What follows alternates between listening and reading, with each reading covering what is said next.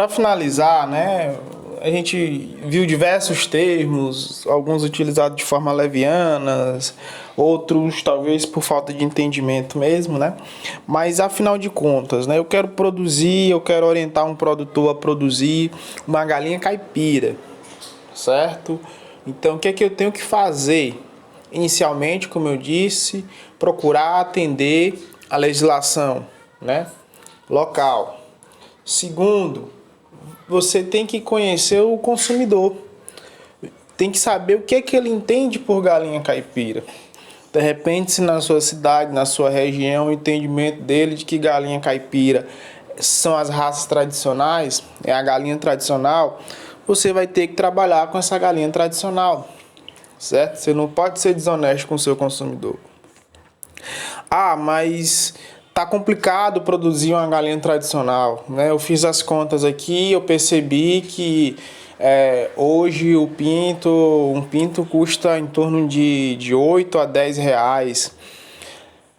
Se eu for trabalhar com ração, eu fiz o cálculo aqui, eu vou ter um custo aí em torno de 30 reais só com alimentação, fora estrutura, enfim. Então, quando eu boto na planilha lá, dá 40 reais meu custo de produção. E aqui na região só se paga 50, 60. Não é interessante economicamente. Aí você vai ter que observar um terceiro ponto: sistema de produção. Essas raças nativas, esses animais, eles podem ser trabalhados em sistemas mais tradicionais, menos dependentes de insumo que você vai ter que trazer para a sua propriedade. Você pode estar utilizando a pastagem, certo? Além da pastagem, algumas plantas que são fáceis de ser trabalhado, como a leucena, a moringa, a glericídia, o feijão guandu, certo? Todas elas são fontes de proteínas, então você já vai dar uma reduzida ali no farelo de soja. Você pode estar trabalhando também com a raiz da mandioca, então já vai dar uma diminuída ali no milho. A folha também já dá uma diminuída na soja, certo? A folha da mandioca.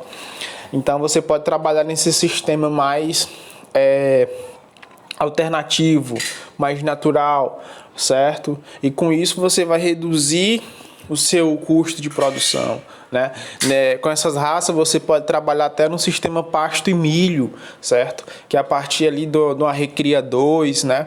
Você já começa a trabalhar de forma exclusiva a alimentação do animal com essas plantas, mais o milho, certo? Então vai reduzir bastante seu custo de produção. Só lembrando que mesmo para você produzir essas plantas lá na sua propriedade, você vai ter um custo, certo? Vai ter um dia de trabalho para fazer as mudas, ou mais dias de trabalho para fazer o transplantio. Eu vou precisar de irrigação, vou ter o custo ali com a água, com a energia, enfim, com o próprio sistema de irrigação. E se tudo isso tem que ir para a ponta da caneta, certo? Então vamos trabalhar outra situação. De repente, o perfil do meu consumidor, ele entende que se eu trabalhar com essas linhagens de ovos coloridos, se eu trabalhar com essas linhagens de ovos de casca marrom, de casca creme, ele entende que isso é caipira, ou tipo caipira, ele aceita, né?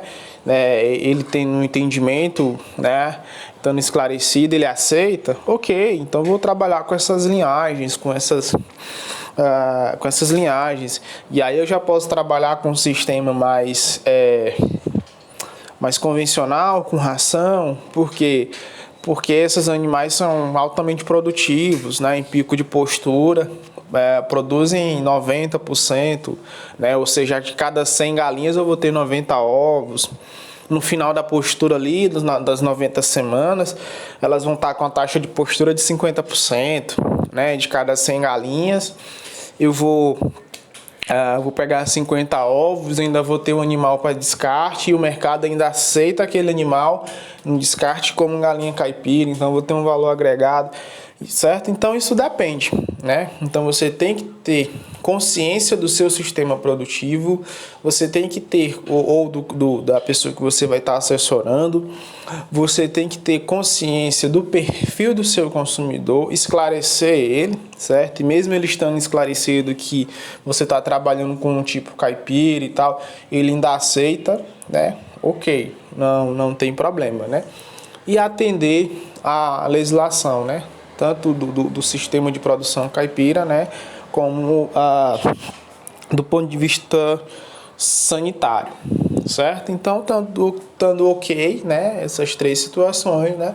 Você vai estar trabalhando aí a galinha caipira, certo? O que você não pode é, de maneira leviana, trabalhar com linhagens industriais, livres de gaiola e passar como caipira, né? Trabalhar com galinha caipira, que não está atendendo a legislação para ser orgânico e vender como orgânica, né? Então, o que tem que fazer, né? É linkar esses três pontos, né, e utilizar hoje aí essas ferramentas aí fantásticas que tem aí de divulgação de conteúdo, né, principalmente nas redes sociais, para mostrar o seu sistema de produção, trazer de forma indireta, né, o consumidor para sua propriedade, ele está ciente do que você está produzindo, né? E aí eu posso dizer para vocês com toda a tranquilidade do mundo que a galinha caipira hoje, né, apesar dos preços do insumo terem subido em alguns casos nos últimos 3, 4 anos em 300%, ainda é uma atividade econômica interessante, né? Como eu disse, você vai ter que adequar a sua situação produtiva, né? Vou só citar um exemplo para vocês, né? Lá do sítio do meu pai, mas um pequeno, menos de 1 hectare, né? Então não dá para a gente trabalhar nesse sistema de produção de galinha tradicional de forma alternativa, né? Porque para isso a gente teria que ter uma mandioca, uma leucena, glericídio, enfim, todas as culturas como eu falei. Não dá. Ah, mas vocês trabalham com galinha tradicional? Trabalhamos. Consumindo ração comercial? Sim, mas a gente trabalha como a produção de pintos. Então tem um valor agregado ali, é interessante para a gente. Se a gente fosse trabalhar com a produção de carnes, já não ia dar. Se fosse para trabalhar com a produção de ovos, também já não ia dar, entendeu? Então você tem que conhecer bem o potencial produtivo da propriedade, o perfil do seu consumidor e atender à legislação, certo, pessoal? E aí vão me desculpando aí por alguns ruídozinhos, né, que meu rapazinho fez aqui ao longo das gravações. E na próxima aula a gente trabalha com as raças nativas, as raças puras exóticas, certo? E as linhagens, né, que podem ser trabalhadas aí no sistema de produção de galinha caipira.